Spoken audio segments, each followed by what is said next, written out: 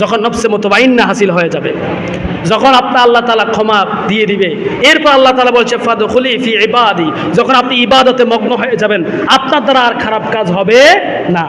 এরপরে আপনার ওই অন্তরটা হয়ে যাবে নফসে মুলহিমা। নফসে মুলহিমা, ওই নফসে মুলহিমা সম্পর্কে আল্লাহ তাআলা বলেছেন ওয়া নাফসি ওয়া মা সাওয়াহা ফাআলহামাহা ফুজুরাহা ওয়া তাকওয়াহা।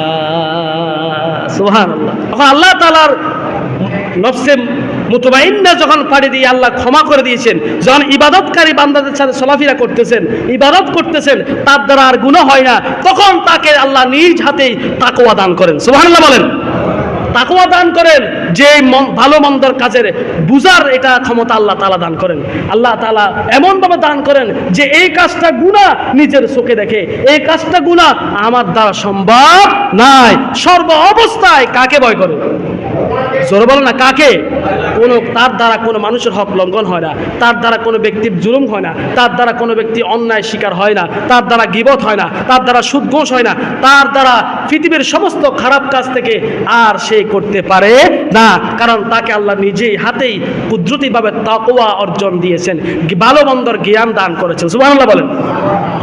যখন ভালো মন্দ জ্ঞান আল্লাহ তাআলা দান করে ফেলেন, ওই ভালো মন্দ জ্ঞান যখন ওই বান্দাকে দান করে ফেলেন, সে তার দ্বারা কখনো খারাপ কাজ লিপ্ত হয় না, তাকওয়ার সর্বোচ্চ মাকামে পৌঁছে যায়, তাকওয়া অর্জন হয়ে যায়, আর সে কোনো খারাপ কাজ করতে পারবে না, তার দ্বারা হবেই না। কিন্তু এখন খেয়াল করেন, এরকম মানুষ কয়জন আছি? এবার আসলে এরকম মানুষ কয়জন আছি ভুল করে ক্ষমা চায়নি, আবার খারাপ কাজ করি? আছে না নাই? আর জোরে বলেন, আছে না নাই? আমাদের এরকম স্বভাব। নফসে মুতমাইন্না পর্যন্ত কিছু মানুষ যেতে পারে, কিন্তু নফসে মুলহিমা পর্যন্ত কয়জন মানুষ যায়? কয়জন মানুষ যায়? এই খারাপ কাজ করেছি, ক্ষমা প্রার্থনা মসজিদে একটু করেছি, আবার যা লিপ্ত হয়ে গেছে খারাপ কাজে। আছে না নাই?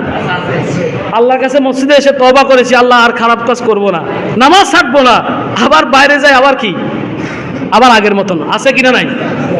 মসজিদে তওবা করেছি, দাড়ি আর ছাড়বো না, দাড়ি আর কামাবো না, মসজিদের বাইরে যেয়ে এরপর যা বন্ধু বান্ধব একসাথে হয়েছি, দাড়ি ছাড়ছে ফেলেছি, কারণ মেয়ে পছন্দ করবে না। আছে না নাই?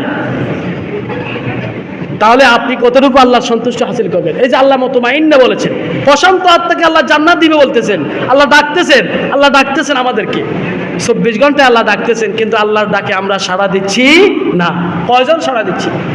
ভাই, আল্লাহর ডাকে যদি সাড়া না দেন, আল্লাহর ডাকে যদি সাড়া না দেন, তাহলে মনে রাখবেন আপনি পৃথিবীতে চলা মুশকিল হয়ে যাবে, আখিরাতে আপনি জান্নাত তো পাবেনই না। কারণ আল্লাহ নিজে বলেছেন খাসিরাত দুনিয়া ওয়াল আখিরা যালিকা হুয়াল খুসরানুল মুবিন, তোমার দুনিয়া এবং আখিরাত দুটোটাই বরবাদ হয়ে যাবে।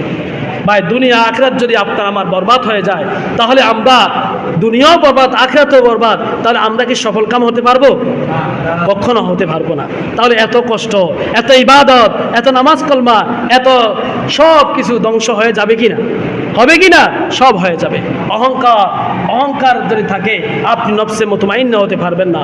অহংকার মুক্ত থাকতে হবে, রিয়া মুক্ত থাকতে হবে, শিরিক মুক্ত থাকতে হবে, বেদাত মুক্ত থাকতে হবে, তাহলে আপনি নফসে মুতমাইন্না হবেন। আর নফসে মুতমাইন্না হওয়ার পর আল্লাহ নিজ হাতে আপনাকে তাকওয়া দান করবে, ওই নফসে মুলহিমা দান করবে। নফসে মুলহিমা যখন দান করবে, আপনার ভিতরে আল্লাহ তাআলা স্পেশাল একটি পাওয়ার কাজ করবেন, ওইটা দ্বারা আপনি আর তাকওয়ার অর্জন হয়ে যাবেন, আর গুনার কাজ আপনি করবেন না। শুধুমাত্র যত ধরনের ইবাদত আছে পৃথিবীতে, যত রকমের আদেশ আল্লাহ তাআলা করেছেন, সকল আদেশ করার আপনি চেষ্টা করবেন। সালাত তো 5 ওয়াক্ত পড়বেন, নফল আর বাদ দিবেন না, সুন্নত আর বাদ দেওয়া যাবে না। এরপরে সমস্ত হুকুমগুলো আপনি পালন করবেন, ইশরাক পড়বেন, আওয়াবিল পড়বেন। মোট কথা হলো, যত রকমের সালাত আছে, যত রকমের ইবাদত আছে, যত রকমের জিকির আছে, যত রকমের দান সাদকা আছে, যত রকমের আল্লাহর হুকুম অনুযায়ী ইবাদত আছে, সকল হুকুম, সকল ইবাদত নফসে মুলহিমা হওয়ার পরে আল্লাহ নিজে তাকওয়া দেওয়ার কারণে আপনি আদায় করতে থাকেন। সুবহানাল্লাহ বলেন না? তাহলে আমরা একটু লক্ষ্য করেন, নিজের সাথে মিলান, আমরা কয়দিন নামাজ এরকম পড়েছি, কয়দিন আল্লাহর হুকুমগুলো ঠিকমতো আদায় করেছি, গুনাহমুক্ত জীবন কয়দিন, গুনাহমুক্ত দিন কয়দিন আমরা কাটিয়েছি বলেন? এরকম আসি কেউ? নাই। খুব কম মানুষই এখন বর্তমানে যে আমার আজকের দিনটা গুনাহমুক্ত, এরকম কেউ বলতে পারবো? কেউ বলতে পারবো? ভাই, আপনার হিসাব তো আপনি নিজে যথেষ্ট। আপনি হিসাব তো আপনি নিজে যথেষ্ট। এই যে বিভিন্ন মোরাকাবা মশাহিদা যেটাকে বলা হয়, ওলি আল্লাহর নাম দিয়েছে, তবে এটাকে বলা হয় আত্মাশুদ্ধি, বাংলাতে বলা হয় আত্মাশুদ্ধি। নিজের আত্মাকে নিজে প্রশ্ন করেন। আজকে রাতের বেলায় আপনি বসে যান, রাতের বেলা বসে যান, রাতের অন্ধকারে ঘুমানোর আগে আপনি নামাজ পড়ে বসেন, বসে চিন্তা করেন আজকে ফজরের পর থেকে এই এখন পর্যন্ত কয়টা ভালো কাজ করেছি, কয়টা মন্দ কাজ করেছি, এরকম মনে আসবে না? আর কথা বলেন না, আসবে কি আসবে না? আসবে কি আসবে না? অবশ্যই আসবে। কারণ আপনি 3 বছর আগে কার সাথে কি হয়েছে এটা মনে থাকে না?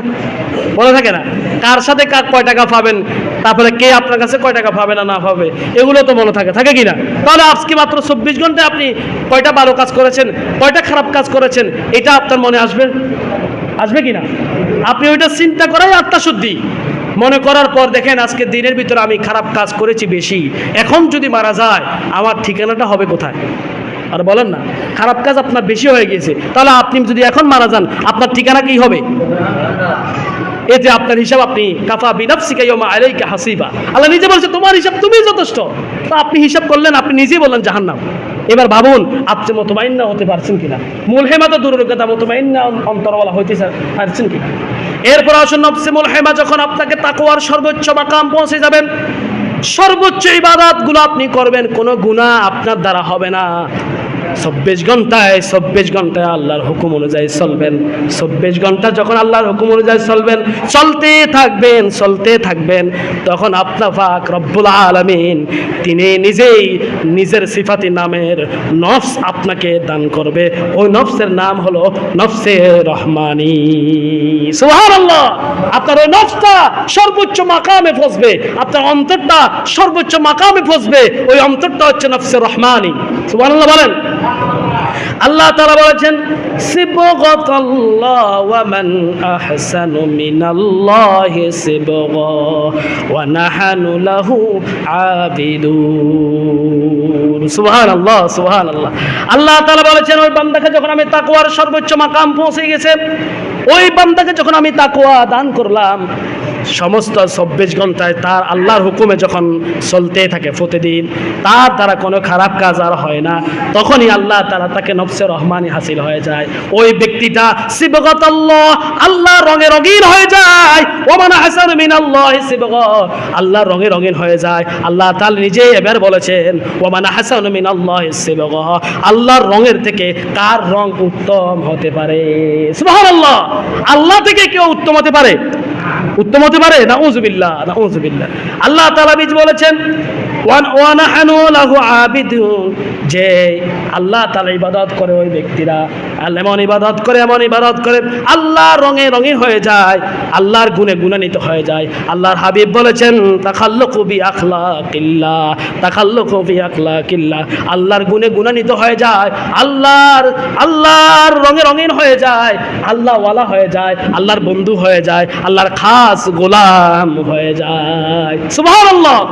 যখন নফসে রহমানি হাসিল হয়ে যায় আমার ভাই, তার দ্বারা কোনো গুনাহ কখন সম্ভব হয় না। নফসে রহমান হাসিল হওয়ার সাথে সাথে ইবাদত করতে করতে সর্বোচ্চ মাকামে পৌঁছবে, সে আল্লাহর রঙে রঙিন হয়ে যাবে।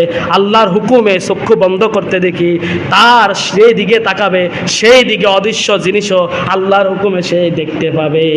সুবহানাল্লাহ। তার প্রতি ইলহাম আল্লাহ নিজে নাজিল করবে, ইলহাম দিবেন। ইলহাম মানে জ্ঞান, যে পূর্বে কি হবে, গত কি হবে সেই বলতে পারবে। শুধু তাই নয়, সে মরা গাছের সাথে কথা বলতে পারবে, গাছের সাথে, পানির সাথে, সকল কিছুর থেকে সে কথা বলতে পারবে। এই জ্ঞানটা দান করবে কি? সুবহানাল্লাহ বলেন না। আমাদের কাছে কয়জনের কাছে আছে? শুনলে শুধু বন্ড মনে করি, আসলে আপনি মূল জায়গা তো জান নাই, এখন তো বন্ড ফিরের বেশি প্রভাব, আসল ফির খুঁজে পাওয়া যায় না। আপনি যখন সঠিকভাবে কোরআন হাদিস জেনে জানবেন, সত্যিকার তাসাউফের এলেম যখন হাসিল করবেন, তাসাউফের আলেম কোনগুলো এগুলো আপনি যাচাই করবেন, তাহলে নফসে রহমানি আল্লাহ আমাদেরকে সবাইকে হাসিল করার তৌফিক দিন। আমিন।